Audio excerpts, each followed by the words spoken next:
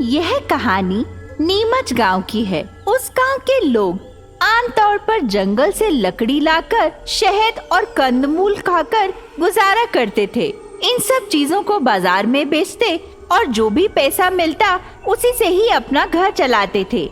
उस गांव में एक मुखिया थे और सभी एक पेड़ के नीचे इकट्ठे होकर एक दिन बातें कर रहे थे। मेरे प्यारे गांव वालों, दिवाली आ रही है। क्या दिवाली?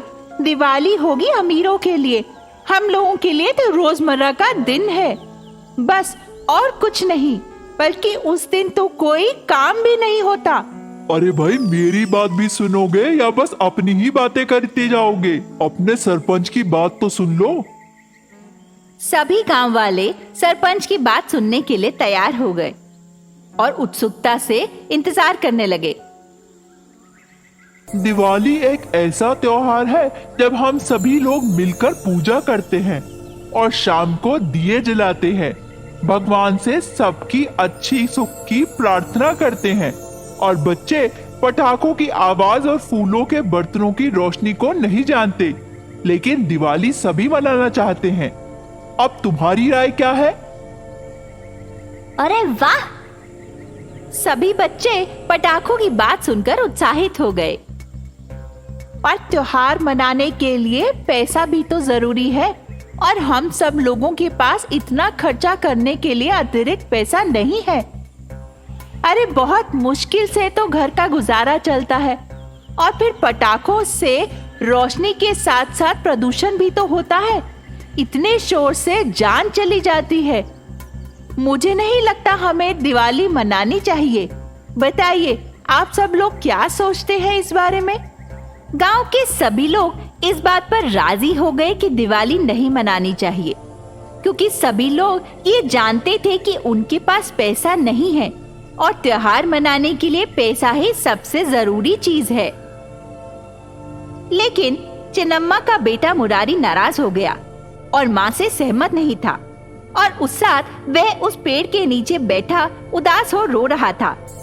अगले दिन अचानक सभी गांव वालों ने देखा कि पेड़ पर बहुत से पटाखे लटके हुए थे। बच्चे खुशी के मारे झूम उठे। उन्हें अपनी आंखों पर विश्वास ही नहीं हो रहा था। सभी लोग उसी पेड़ की पूजा अर्चना करने लगे। लगता है ये पेड़ जादुई पेड़ है।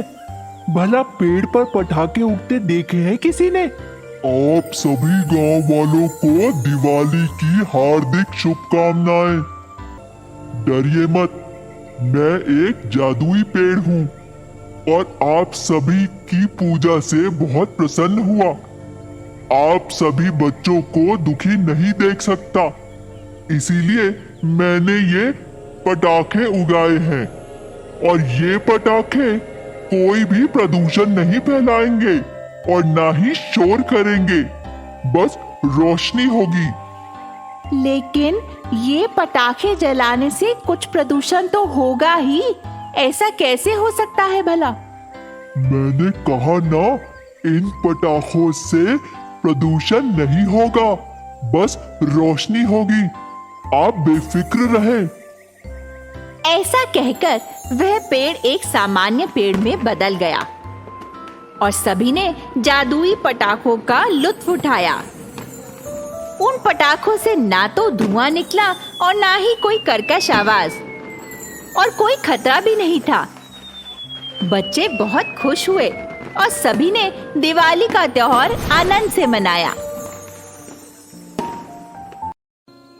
माधव अपनी पत्नी भाग्या के साथ रामपुर में रहता था। माधव लकड़ी काटता था और उसकी पत्नी दिहाड़ी मजदूरी पर काम करती थी और दोनों मिलजुल कर ऐसे ही गुजारा करते थे। उनका एक पुत्र था केतन और वह बहुत जिद्दी था। बस हर बात पे जिद ही करता रहता था। एक दिन, मैं जंगल जा रहा हूँ लकड़ी काटने, चाय की दुकान के मालिक किटैया को देना है। पर वह तो आपको उसके पैसे नहीं देगा। अरे, केतन की स्कूल फीस के लिए पैसे मैंने उससे ही उधार लिए थे, तो फिर उसे तो मुफ्त में लकड़ी देना ही होगा। इससे हमारा कर्ज भी उतर जाएगा। अब समझी? ठीक है, भाग्य अंदर चली गई। तभी माधव लकड़ी लेने के लिए जंगल में चला गया और लकड़ियां लेकर किट्टू की दुकान पर गया। मैंने तुम्हारा सारा कर्ज चुका दिया, याद रखना। हाँ ठीक है माधव, मुझे याद है, तुम्हारा शुक्रिया। फिर किट्टू की दुकान से माधव अपने घर चला गया और हर रोज जंगल में जाकर लकड़ी काटता और उस लकड़ी को बेचकर जो भी पैसे मिलते उसी से परिवार का गुजारा करता था। पर बदलते समय के साथ आजकल लोगों ने लकड़ी लेना बंद कर दिया था। अब सभी लोग गैस का उपयोग करने लगे थे और अब माधव से भी कोई लकड़ी नहीं खरीद रहा था। परेशान माधव घर जा रहा था। तभी उसने कुछ सोचा। उसके पास आर्थिक समस्याएं हो चुकी थी, घर चलाना भी बहुत मुश्किल हो गया था। अब सभी लोग गैस का इस्तेमाल करने लगे हैं और कोई भी लकड़ी नहीं खरीद रहा। मुझे कुछ और उपाय सोचना होगा, नहीं तो जीवन बहुत कठिन हो जाएगा। कैसे गुजारा कर पाएंगे हम लोग? मुझे कुछ बिजनेस करना होगा। वह बहुत चिंता में था। तभी बाहर खेल रहा केतन उसके पास दौड़ता हुआ आया। उसने बोला, पापा, आप लकड़ी से कार और बाइक जैसे खिलौने क्यों नहीं बनाते? मुझे भी खिलौने चाहिए, हम दोनों उन खिलौनों से खेलेंगे। तभी उसे एक तुरंत विचार आया और उसने केतन से कहा, हाँ बेटा, मैं तुम्हें जरूर खिलौने बना कर दूंगा। अभी तुम स्कूल जाओ, स्कूल से आओगे तो खिलौने तुम्हें तैयार मिलेंगे। माधव तुरंत लकड़ी लेने जंगल की ओर चल निकला। वहां जाकर उसने लकड़ी काटी और जरूरत के अनुसार लकड़ी लेकर घर वापस लौट आया।